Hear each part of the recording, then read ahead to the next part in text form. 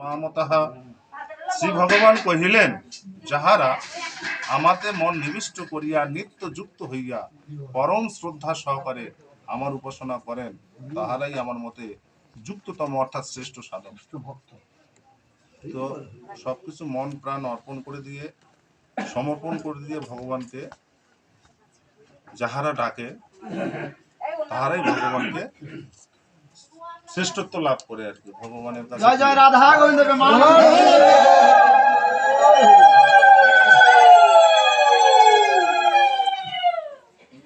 কিন্তু যাহারা সর্বত্র সমবুদ্ধি যুক্ত এবং সর্বপ্রাণীর হিত পরায়ণ হইয়া ইন্দ্রিয় সমূহকে বিষয় হইতে প্রত্যাহৃত না করিয়া সেই অনির্দিষ্ট অব্যক্ত সর্বব্যাপী অচিন্ত কুতস্থ অচল ধ্রুব অক্ষর ব্রহ্মের উপাসনা করেন, তাহারাও আমাতেই প্রাপ্ত হন।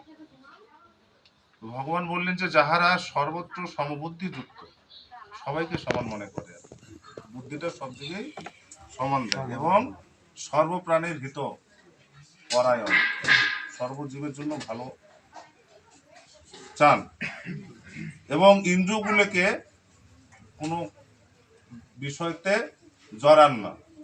এই যে আমাদের 10টা ইন্দ্রিয় রয়েছে, ইন্দ্রিয়গুলোকে বিষয়ে আসক্ত করেন না, সেগুলোতে প্রতিহত করছেন। এবং অব্যক্ত, যিনি ব্যক্ত নন, অব্যক্ত অব্যক্ত ব্যক্ত, সর্বব্যাপী অর্থাৎ উনি সর্বত্র, অচিন্ত, তাকে চিন্তা করা কঠিন ব্যাপার, কুতস্থ, তাকে মানে কারোর সাথে তুলনা করা কঠিন ব্যাপার।